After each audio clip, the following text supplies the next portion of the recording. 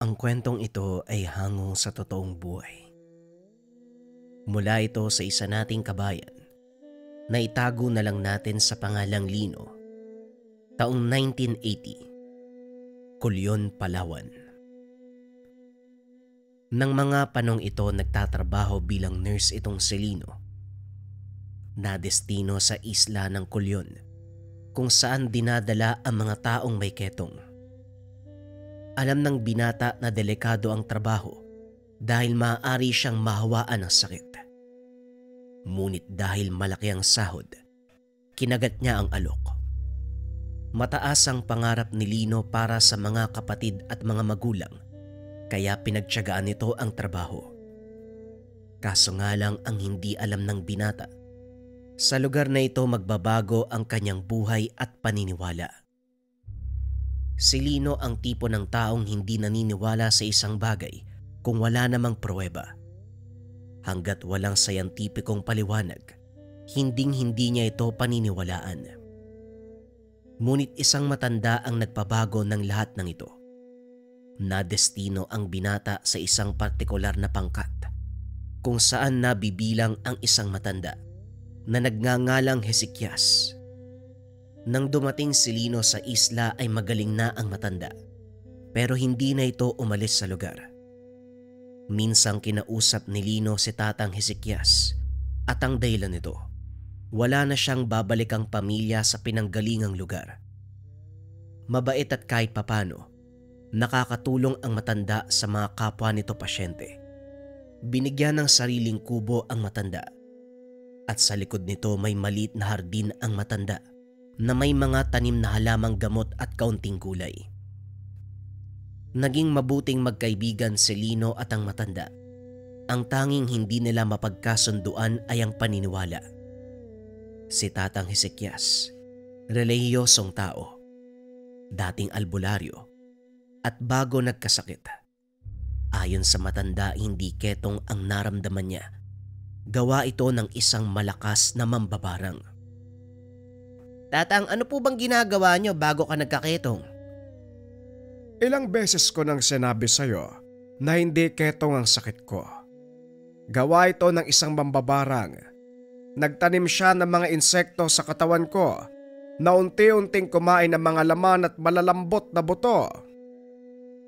Tatang, hindi totoo ang mga mambabarang. Wala namang sapat na batayan na umiiral sila sa mundo natin. Ketong po ang naging sakit nyo. Naipapaliwanag ng siyensya at may mga sintomas na makakapagpatunay nito. Hindi na ako makikipagtalo sa iyo, Leno. Basta alam ko sa sarili ko kung ano ang totoong dahilan ng pagkakasakit ko. Ay nako, pagtatalunan na naman natin yan mamaya. Sige na nga ho. Maiwan ko na kayo, may gagawin pa ako. Buti alam mo. Dito ka na magapunan mamaya, Leno. Sige po. Gusto kong kumain ng sariwang gulay eh. Pag-uusap ng dalawa. Ang gawain ni Lino sa araw-araw bilang nurse, mag-ikot sa buong paligid, magbigay ng gamot sa mga pasyenteng naroon.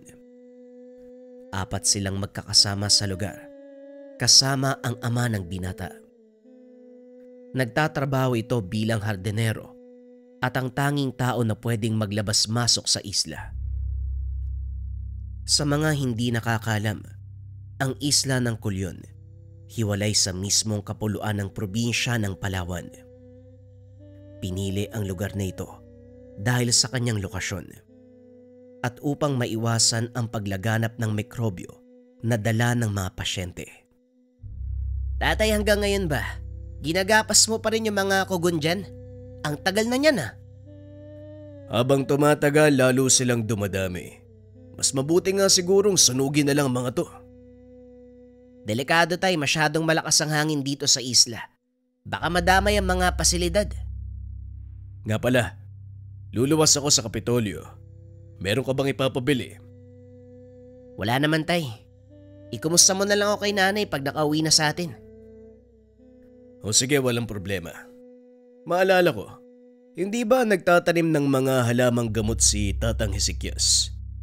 Maaari mo ba ako ikuha ng para sa ubo? O sige po tay, mamaya dadaan na lang ako sa kubo niyo. Ito ang laging tagpo sa isla.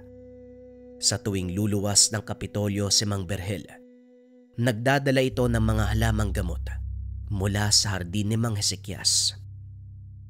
Madalas ding magkausap ang dalawa, lalo na tuwing babalik si Mang Berhel mula sa Kapitolyo. Nagdadala ng alak at sariwang isda para pang ulam at pangpulutan. Hindi gaya na Lino, kahit papano may alam si Mang Berhel sa mga bagay-bagay na sinasabi ni Tatang Hesekias. Kaya mas matagal silang nagkakausap. At kung minsan, kahit ubos na ang inumin, patuloy pa rin ang kwentuhan nila. Alam mo, Manong Lino, nagtataka ako sa iyo eh. Sa tanda mong yan ni minsan, hindi pa kita nakitang nalasing. Simula nang gumaling ang sakit mo, hindi ka na nagkakasakit kahit simpleng ubo lang. Yan ang sekreto ng mga aral na natutunan ko, Berhel. Gusto ko din sanang ituro kay Lino, kaso hindi naman siya naniniwala. At hindi ko rin naman pwedeng ituro sa'yo dahil masyado ka nang matanda para doon. Ano po bang aral yan, Manong? Masyadong komplikado ko, ipapaliwanag ko lang sa'yo. Sandali. May kukunin ako. Pumasok ang matanda sa loob ng kubo at nang lumabas, meron siyang dalang mga libro. Ano po tong mga libro, Manong? Ang mga yan ay kasulatan mula sa aking mga naging guro. Silang nagturo sa akin kung paanong gagamitin ang mga orasyong nakapaloob sa 4 na aklat na yan. Biglang nabalot ng kuryosidad si Mang Berhel, kaya sinimulan itong basahin. Sa kasamaang palad, napakadilim sa lugar at tanging maliit na gasera lang ang nagsisilbing ilaw. Teka lang po hindi ko masyadong mabasa kasi madilim. Hindi naman kita pinipilit na basahin ng mga yan. Kung gusto mo, bumalik ka bukas. Nakaramdam ng antok si Mang Berhel, kaya nagpaalam na ito upang magpahinga. Kinabukasan matapos ang trabaho, muling bumalik ang Ginoo sa kubo ng matanda. Mukhang alam ko na kung bakit ka nandito. Sandali lang, kukunin ko mga libro. Pumasok ang matanda sa kubo at nang lumabas, dala niya ang mga aklat. Sa hindi malamang dahilan, nakaramdam ng kaba si Mang Berhel. Kinuha nito ang isa sa mga aklat at sinimulang basahin. Habang nagbabasa ang Ginoo, ipinaliwanag ni Tatang Hesekias ang nilalaman ng kanyang mga binabasa. Ang aklat na hawak ni Mang Berhel, naglalaman ng mga pamamaraan sa panggagamot, mga orasyon para magtanggal ng sakit sa katawan at kahit paglunas sa malalaking karamdaman. Nagtataka ako, Manong, kung talagang nakakagamot tong mga dasal na to ng karamdaman. Bakit hindi mo ginamit sa mga taong may sakit dito? Pwede ko namang gamitin, kaso nasa tao ang problema. Sa ganitong larangan, paniniwala ang pinakamahalagang aspeto. Mahirap gamutin ang isang taong walang paniniwala. Tama ka naman, Tatang. Nasa tao nga naman kung maniniwala sila o hindi. Habang nag-uusap ang dalawa, dumating si Lino. Nakita nito ang 4 na aklat. At dahil mahilig magbasa ang binata, dinampot niya ang mga aklat na naglalaman ng mga aral tungkol sa mga engkanto. May mga ganitong uri ka pala ng aklat, Tatang Hesekias? Teka, parang sulat kamay lang ang mga to . Huwag mo sabihin ikaw yung gumawa ng mga aklat. Hindi ako gumawa ng mga aklat na yan. Ipinamana sa akin ng naging guro ko. Hindi ko alam kung sino talaga ang may akda ng mga yan. Lino, bakit hindi mo nalang basahin? Para kahit papano, meron kang ideya sa mga sinasabi ko sa'yo. Wala naman sigurong masama kung babasahin ko mga to. Pero maiba ako. May pasyente kasi nakakarating lang. Medyo mahirap kausapin eh. Ayaw niyang lapitan siya ng mga doktor. Tatang, baka pwede mo akong tulungan. O siya, sige. Wala naman ako ginagawa eh. Nasaan ba ang pasyente?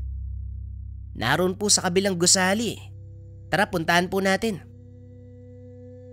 Habang naglalakad papunta sa kabilang gusali, narinig ng mga ito ang sigaw ng pasyente. Bakit nagwawala ang pasyente nyo? Sapilitan ba siyang dinala dito? Hindi naman po. Nanggaling sa Maynila ang pasyente. Simula nang dalhin siya dito, hindi na maganda ang kinilos niya. Hindi sigurado ang mga doktor doon kung talagang ketong ang sakit eh.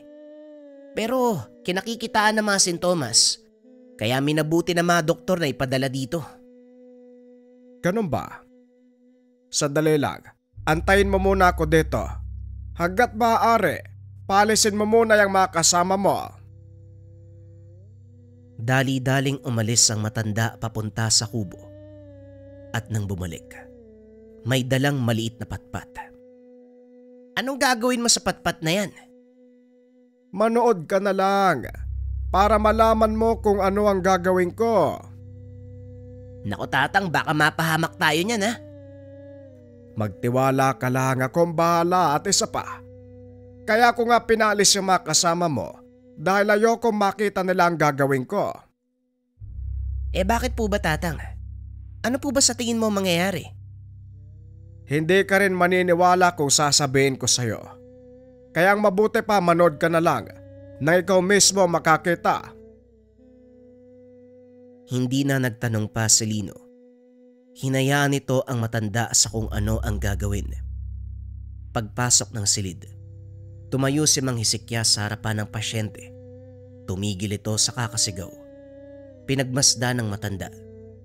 Laking gulat ni Lino dahil bigla itong umiyak at nagmakaawa. Pakiusap tatang, tulungan niyo po ako. Hindi ko po kaya ang parusang binibigay sa akin. Sabihin mo iha, ano bang ginawa sa'yo? Tanong ni Tatang Hezekias. Naupo ito sa tabi ng dalaga. Nagsimulang magtanong. Nagtanim siya ng insekto sa buong katawan ko eh. Wika ng pasyente. Dito nagtaka si Lino dahil hindi naman makausap ng matino ang dalaga habang binabiyahe papunta sa isla. Paano mo siya nakakausap tatang? Hindi nga halos nagsasalita yan habang nasa biyahe. Huwag ka munang maingay. Makinig ka lang. Sinabihan nito ang pasyente na ipagpatuloy ang kwento. Hindi naman nagdalawang isip ang dalaga. Una ay pinakilala ang sarili at sinabi kung ano ang dahilan kung bakit siya nagkaganon. Ayon sa dalaga, hindi niya alam ang dahilan kung bakit nangyari sa kanya ang ganito. Hindi niya alam kung anong uri ng sakit ang dumapo sa kanya. Sa pagpapatuloy ng dalaga, inamin nito na isang lalaki ang nangligaw sa kanya, ngunit tinanggihan niya ito dahil lamang sa itsura. Ilang araw matapos niya itong tanggihan, nagsimula ng magkasugat ang balat. Ilang araw pa ang nakalipas, nagsipagputukan ang mga bukol hanggang sa parabang nabubulok na ang kanyang katawan. Batay sa kwento mo iha, isang uri ng barang ang ginawa sa'yo ng taong yon. Wika ni Mang Hezekias. Umalma si Lino dahil alam nito. May mga pagsusuri na ginawa ang mga doktor. Napatunayang ketong ang sakit. Barang, Manong, may mga sintomas ng ketong na nakita sa kanya. Kaya hindi tayo pwede... Teka, anong ginawa mo Manong? Huwag mo siyang hahawakan kung ayaw mong mahawa sa kanya. Tumahimik ka, Lino. Ang batayan mo ay para lang sa pisikal na mundo. Hindi nyo isinasaalang-alang ang spiritual na aspeto ng buhay. Kung hindi ka naniniwala sa sinasabi ko, hindi kita pipilitin, pero hayaan mo kong gamutin ang babaeng ito. Sinarado ni Lino ang pintuan at bintana para walang doktor na makapasok. O sige Manong, sa pagkakataong to, hayaan ko kayo na gawin ang gusto niyo. Pero pagkatapos nito magpapatingin kayo sa doktor upang masiguro na hindi kayo nahawaan. Hindi na kailangan. Ngayon maupo ka sa sulok at manood. Iha, medyo masakit ang gagawin ko. Pero tiisin mo lang dahil para ito sa'yo. Naiintindihan ko po, Tatang. Tiniis ko ng ilang buwan ng hirap at sakit. Siguro, baliwala ang sakit na titiisin ko sa loob lamang ng ilang oras para lang po gumaling. Hanga ko sa lakas ng tiwala mo sa akin, Iha. Maiga ka. Ipikit ang iyong mga mata. Wika ni Tatang. Matapos ay nagsimula na itong mag-usal ng mga orasyon. Habang ang mga kamay nakatapat sa ulo ng dalaga, maya-maya pa ay nawalan ito ng malay. Nanlaki mga mata ni Lino dahil nagsimulang magtubig ang mga sugat ng dalaga at mula sa mga butas sa kanyang balat, naglabasan ang maliit na uod. Napapalunok ng laway si Lino. Ito ang unang beses niyang nakakita ng buhay na uod na lumalabas mula sa katawan ng isang buhay na tao. Gumapang ang mga ito sa kobrekama, pababa ng saig. Kaso nga lang hindi na ito nakakalayo dahil ilang segundo lang matapos lumabas sa katawan ng pasyente, kaagad namamatay ang mga ito. Matapos ang halos isang oras ng pag-uusal ng dasal, huminto si Tatang Hezekias. Tumayo at nagpunas ng pawis. Ano po nangyayari, Tatang? Saan po nanggaling yung mga uod na yun? Nakita mo naman, hindi ba?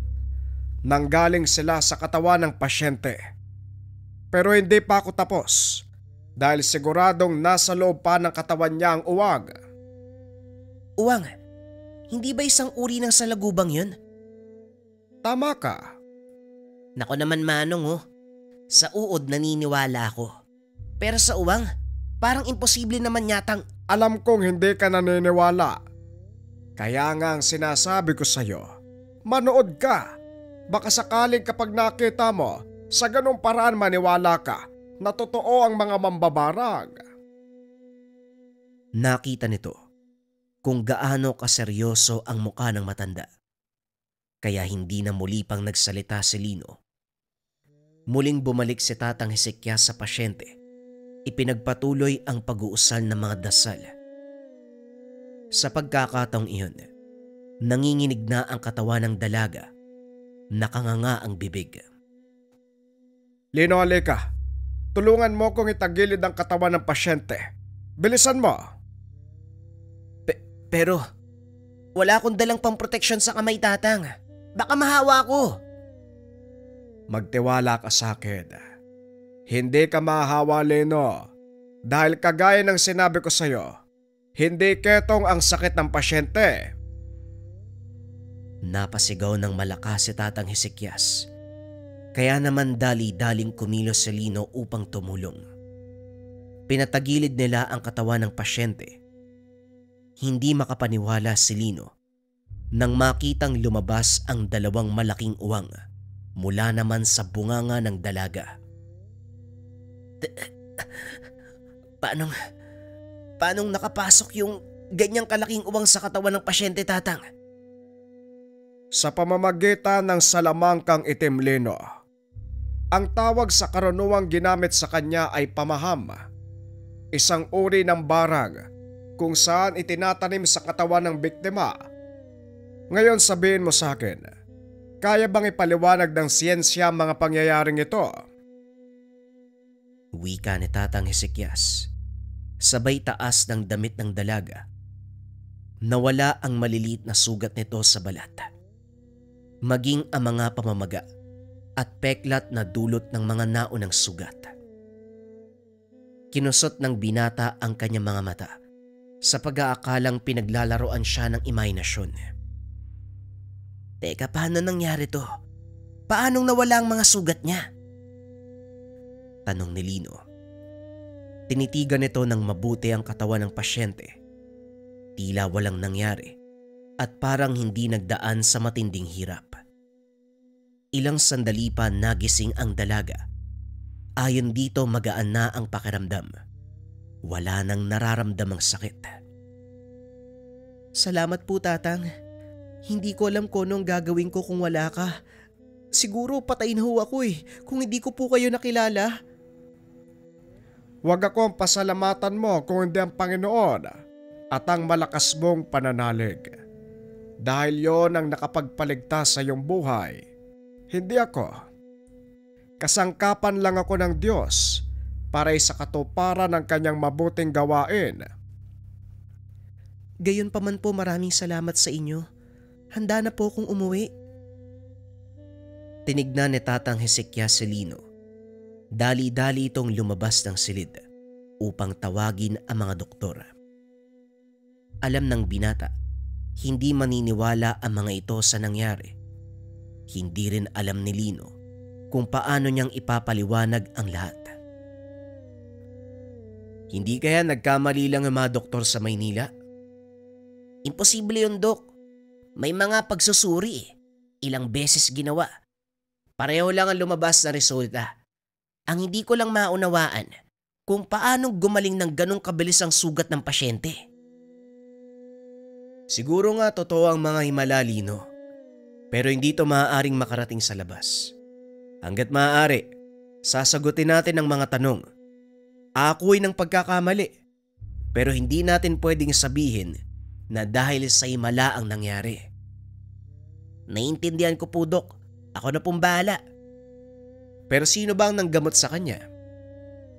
Hindi po kayo maniniwala kung sasabihin ko . Si Tatang Hezekias ang gumamot sa pasyente. Hindi na ako magugulat, Lino. Ang totoo, alam ko na merong kakaiba sa taong yun . Pero syempre, dahil alagad tayo ng siyensya, hindi natin pwedeng panigan ng ganong uri ng pangyayari. Ang ibig mong sabihin, Dok, naniniwala kayo sa mga albularyo? Oo, Lino. Dahil simula pa lang, hindi pa natutuklasan ng makabagong medisina, sila na ang umiiral. Nangunguna sa larangan ng panggagamot.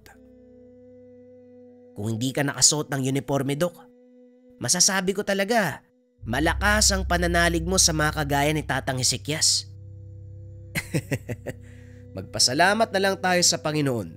Nagpadala siya ng taong kagaya ni Tatang Hezekias. O siya, asikasuhin mo ng pagpapawi sa pasyente mo. Matapos makipag-usap, umalis na sa tanggapan ng doktor ang binata.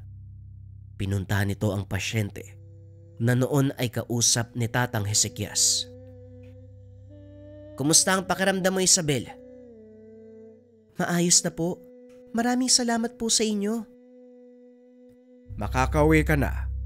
Asahan mong hindi na muling mauulit ang nangyari. Dahil ngayong gabi, papatawan ko ng parusa ng barang sayo. Maraming salamat po, Tatang ha. Tatanawin kong malaking utang na loob ang ginawa niyo para sa akin. Wala kang dapat tanawin na utang na loob, iha. Ginawa ko lang ang nararapat. Nakahanda na mga papeles mo, Isabel. Bukas sa bukas tatawid ka na sa Kapitolyo para makabalik sa Maynila. Matapos ang pag-uusap ng tatlo, iniwan na nila ang dalaga para makapagpahinga. Nagpunta si Lino sa kubo ng matanda upang doon ipagpatuloy ang usapan. Hindi pa rin ako makapaniwala sa mga nangyari, Tatang. Akalain mo, totoo pala ang mga sinabi mo noon. Pero ngayon, ikaw na mismo nakapagpatunay. Anong masasabi mo? Hindi lang pala dapat siyensya ang batayan sa lahat, Tatang. Dapat balanse, pisikal at espiritual. Ngayon, pakinggan mo ang sarili mo, Lino.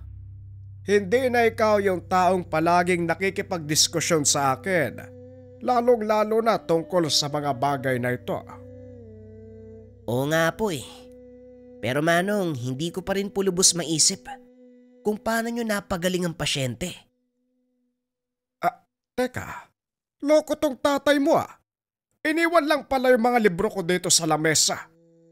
Eto, basahin mo ang 4 na aklat upang maunawaan mo ang lahat ng tungkol sa barang at iba pang itim na salamangka.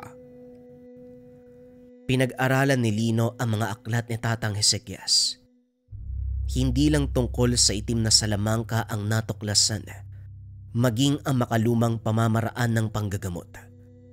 Sa pamamagitan ng dasal, nakasulat din sa mga aklat. Ilang araw ang ginugol ng binata sa pagbabasa hanggang sa lubos na maunawaan ang nilalaman ng mga aklat. Dito namulat ang kaisipan ni Lino na hindi lang ang mga tao ang nananahan sa mundo. Simula nang basahin niya ang mga aklat, tuluyang nag-iba ang pananaw ng binata sa aspeto ng buhay. Napagtanto na ang mga pinag-aralan niya sa universidad, kapiranggot lang kung ihahambing sa mga kaalaman na nakatago.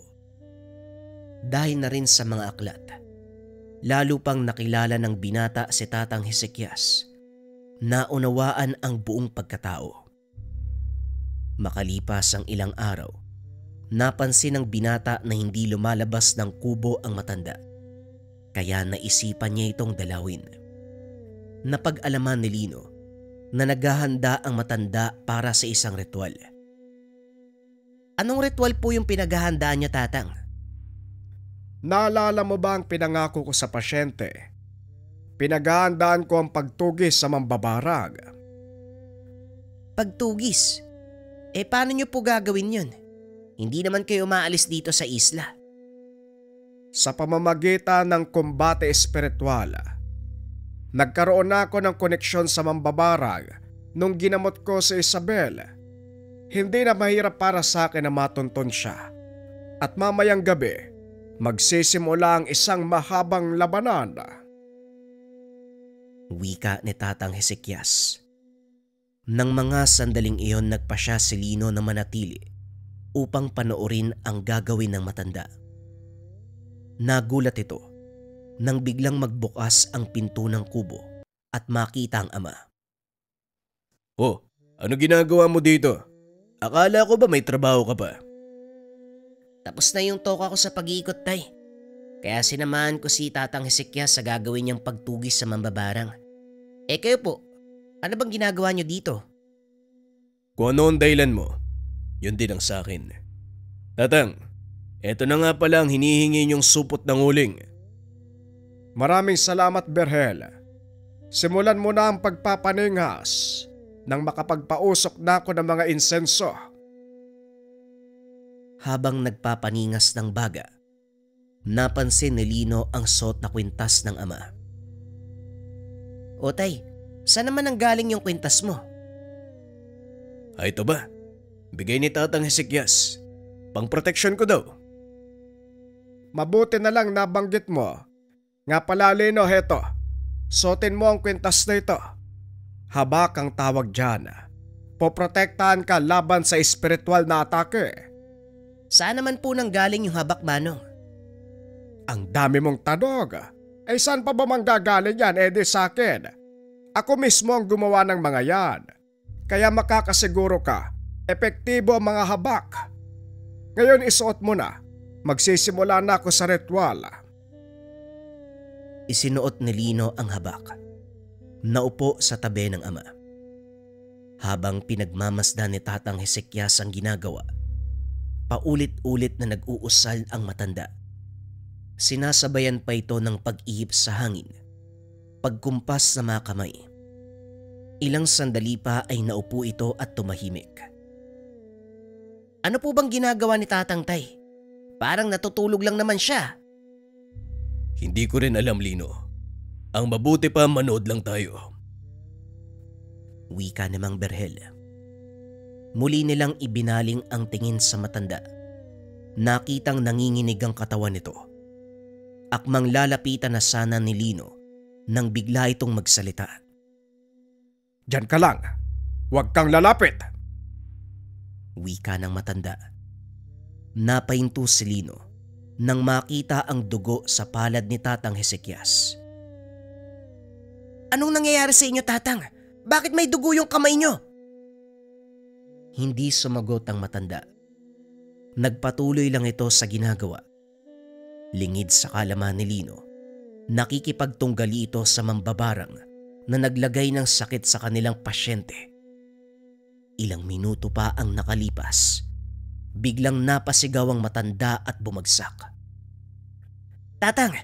Ano po nangyari? Sumagot ka, Tatang!" Nawalan ng malay ang matanda. Kaya dali-dali itong binuhat ni Lino. Inhiga sa papag. Maya-maya ay nagkamalay na ito. Sa pagkakataong iyon, pinaliwanag niya ang kaganapan. Masyadong malakas ang mambabarang at wala na sa kondisyon ang katawan ko upang kalabanin pa siya. Sa paglipas ng mga taon, lalo kong nanghina. Hindi ko ngayon alam kung paano kong tutuparin ang pangako kay Isabel.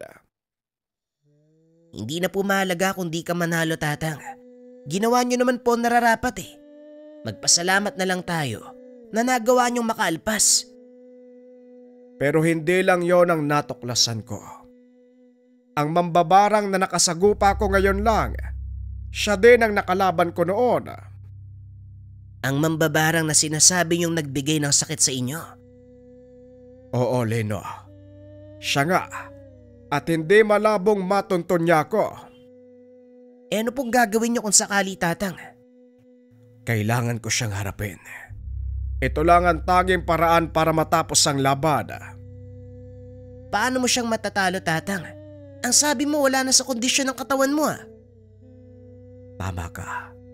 Wala na nga sa kondisyon ng katawan ko. Kaya ikaw ang haharap sa kanya. Teka, wala akong alam sa ganyang larangan, Tatang. Bakit ako yung haharap sa taong yun? Magtiwala ka lang sa akin, Lino. Ako ang magtuturo ng mga dapat mong gawin. Pero Tatang, hindi ako sigurado kung matatalo ko isang batikang mambabarang. Nagawa nga kayong taniman ng sakit eh. Kung tutuusin, mahusay na kayong manggagamot. Ako, ngayon palang matututo. Halos wala nga akong karanasan dyan eh. Hindi nga ako naniniwala dyan eh. Alam ko. Kaya nga wala kang dapat sayangin na oras. Hindi mo pa rin ba napapagtanto? Napapagtanto? Ang alin, Tatang? Ang lahat ng ito ay may dahilan kung bakit ipinakita sa iyo ng Diyos ang mga ganitong bagay. Pero Tatang, huwag ka nang magdahilan. Ihanda mo ang iyong sarili dahil bukas na bukas magsisimula na ang iyong puspusang pagsasanay. Hindi na nakatanggi si Lino dahil naisip nito ang maaaring kalabasan kung sakaling hindi niya tanggapin ang alok ng matanda. Marami ang mapapahamak, kabilang na ang mga kasama nila sa isla. Kinabukasan, sinimulan ni Tatang Hezekias ang pagtuturo sa binata. Ang unang aral na itinuro nito, kung paanong kontrahin ang pamaham na karaniwang ginagamit ng mga mambabarang. Nakasaad ang mga aral na ito sa unang aklat na naglalaman ng mga paraan kung paanong gamutin ang kulam, barang at panggagambala ng mga engkanto. Ngayong alam mo na ang aral kung paanong kontrahin ng mga mambabarang, ituturo ko naman sa iyo mga dasal na maaaring gamitin para mahuli sila at ikulong sa ibang dimensyon. Ibang dimensyon? Pwede pala yun, Tatang? Oo. Yon ang ginawa ko nang subukan kong labanan ng mambabarang na nagbigay ng sakit sa akin. Ngunit matinding konsentrasyon ang kailangan upang magawa ito. At sa oras na mawala ka sa wisyo, makakawala ang kaluluwa ng mambabarang at siguradong ikaw ang mamamatay. Delikado pala yung aral na tumanong eh. Parang pinanghihinaan ako ng loob ah. Hindi to ang oras para dyan. O siya, maganda ka na. Sisimulan na natin ang ikalawang bahagi. Nagpatuloy ang pagsasanay ni Lino hanggang sa tuluyan niyang makabisa ang lahat ng aral na dapat matutunan. At upang masubukan, gumawa ng paraan si Tatang Hezekias. Kahit papano may nalalaman sa pambabarang ang matanda. Ginamit nito ang isa sa mga kasamahan ni Lino. Dali-dali niya itong inalalayan papasok sa isang silid. Kaagad kinakitaan ng binata ng senyales ng kulam ang kasama. Siniguro ni Lino, walang makakakita sa gagawin niya. Sinarado ang pintuan ng silid. Sinimulang gamutin ang kasama. Wala itong malay ng mga sandaling iyon, kaya kampante si Lino na wala itong maaalala.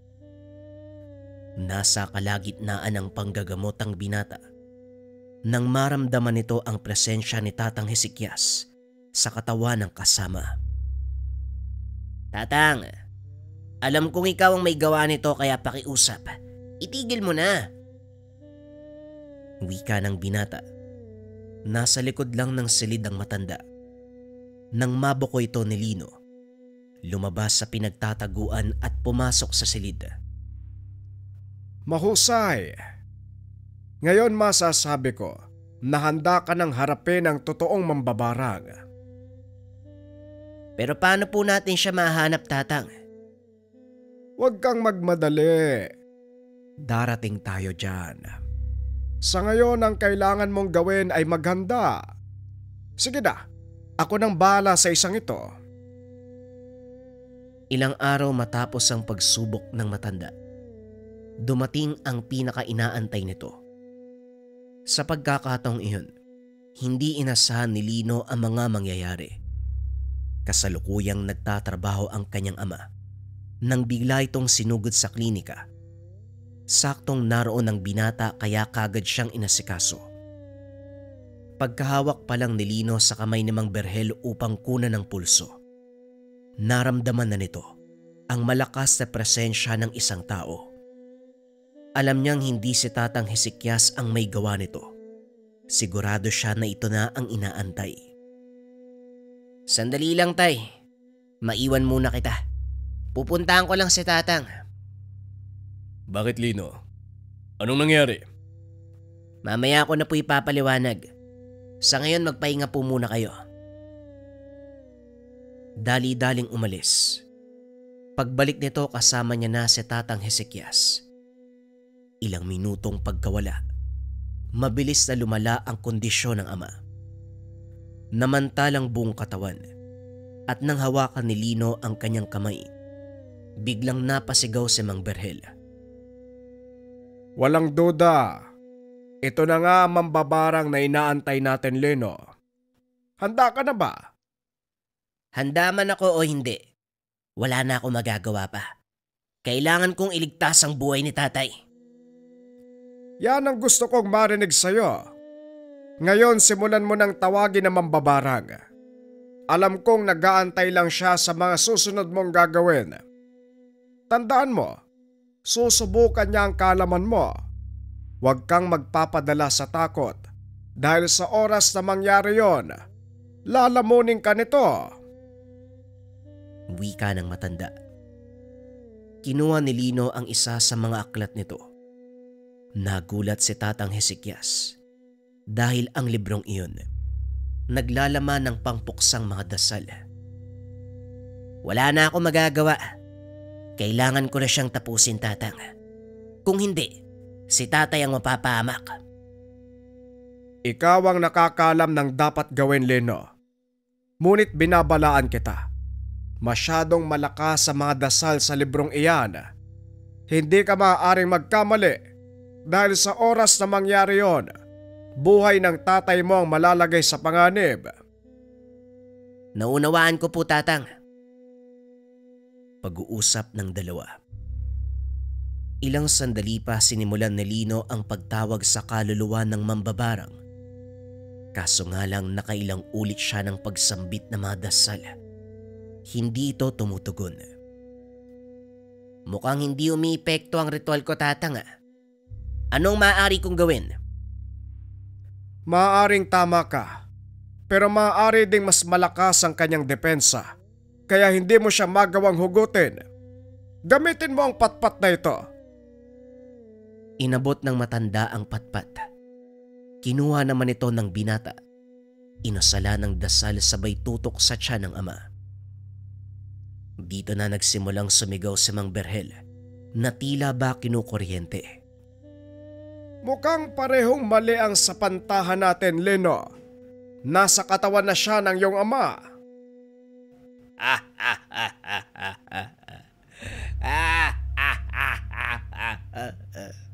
Nahuli mo ko, tanda.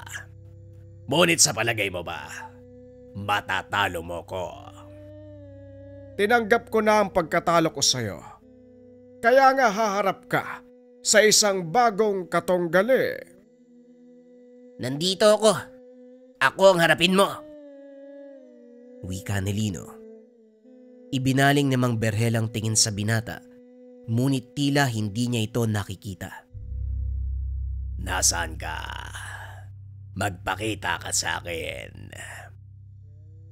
Nagulat si Tatang Hezekias dahil nagawang gumamit ni Lino ng sabulag kasabay ng kanyang poder at depensa. Hindi na mahalaga kung hindi mo ako makita. Naririnig mo naman ako, di ba? Karuwagan ang hindi mo pagpapakita. Mas karuwagan ang manakit ng iba sa pamamagitan ng kakayahan na binigay sa'yo. Ipinangako ko sa sarili ko na sa oras na mahuli kita, hindi ko napapalampasin ang pagkakataon. Nagawa mong talunin si Tatang Hezekias. Ibahin mo ko dahil ihahatid kita sa impyerno. Wika ni Lino, sabay buklat ng mga pahina sa hawak na aklat. Nag-usal ito ng mga dasal. Sunod-sunod na pamparusa ang inihip nito sa patpat. At nang muli niyang idikit sa katawan ng ama ang bagay na yon, umangat ang katawan nito habang nagpupumiglas. Panay din ang pagsigaw nito, bagay na nakakuha naman ng atensyon ng mga tao sa pasilidad. Bilisan mo na, Lino. Kailangan mo nang tapusin ang laban bago pa mahuli ang lahat. Huwag kang magmadali, Tatang. Darating tayo dyan. Ngayon ipapalasap ko sa kanya ang lahat ng sakit na pinaranas niya sa mga naging biktima. Tuloy-tuloy sa pagsigaw ang mambabarang na nasa loob ng katawan ni Mang Berhel. Hindi ito tinigilan ni Lino hanggang sa kusa na itong sumuko. Sino ka? At bakit ganyan kalakas ang kapangyarihan mo? Hindi na mahalaga kung sino ako. Ngunit kailangan mong malaman na itong kaparusang ipapataw ko sa'yo. Ginilit ni Lino ang leeg ng ama gamit ang kanyang patpat. Unti-unting kumalma ang katawan ni Mang Berhel hanggang sa tuluyan nitong huminahon. At para masigurong wala na ang mambabarang sa katawan ng ama, muli itong nag-usal ng panumbalik. Hindi na sumagot ang ama. Nawalan ito ng malay. Nangangahulugan na nagtagumpay sila sa pagpatay sa mambabarang. Hindi mo man lang binigyan ng pagkakataon ng mambabarang na lumaban. Pero magaling ang ginawa mo. Hindi na masama para sa isang bagito. Nagawang makapatay ni Lino ng isang mambabarang sa pamamagitan ng kaalamang natutunan. Ito ang unang beses na nagawa niya ang bagay na ito, kaya medyo nakaramdam ng kaunting awa ang binata. Hindi ka dapat maawa sa taong yon, Lino. Isipin mo na lang ang mga penerwisyo niya na nabigyan mo ng katarungan. Hindi ito ang sinumpaan kong tungkulin. Naging alagad ako ng medisina para magligtas ng buhay. Hindi para kumitil. Pero para sa mga ganong uri ng tao, babaliwalain ko ang pinangako ko sa sarili. Ito ang naging dahilan ng pagbabago ng buhay ni Lino. Ilang taon pa ang nakalipas. Tuluyan ng gumaling ang lahat ng pasyente sa lugar. Nagpasya din si Lino na bumalik sa Kapitolyo upang mamuhay ng normal. Hindi na nito nagawang mag-asawa. Itinoon ang pansin sa pagtatrabaho at sa bagong tungkulin. Si Tatang Hezekias naman, tuluyan ng namaalam. Ngunit ganun pa man, masaya itong iniwan ang mundo dahil alam niya, matagumpay niyang naipasa at naipamana sa isang binata ang 4 na malalakas na aral, ang 4 na aklat ng ermitanyo. Nangangailangan ka ba ng pampaswerte at gabay sa career, health, love life, and finance? Narito ang Gabay Medalyon, Gabay Pangkalahatan. Kung papansin nyo mga kabayan, ang simbolismo na nasa loob ng Gabay Medalyon ay mula sa old alphabet ng mga Pilipino na kung tawagin ay baybayin. Ang ibig sabihin yan ay kalasag, kalakasan, kayamanan, at katalinuhan. Yung nasa gitna naman mga kabayan ay inspired sa buskalan tattoo na ang ibig sabihin ay travelers and compass. Pampaswerte at gabay sa career, health, love life, and finance. Meron tong 6 na sangkap sa loob. Gawa to ng 6 na antingero mula sa Negros. Sila'y nagkonsagra, sila'y nagbasbas. Kaya kung nangangailangan ka ng swerte at gabay sa 4 na aspeto ng buhay, pwede mong subukan ng Gabay Medalyon. Kung interesado ka, i-search lang ang shop ng Lika Merchandise or pindutin yung yellow basket na nasa baba.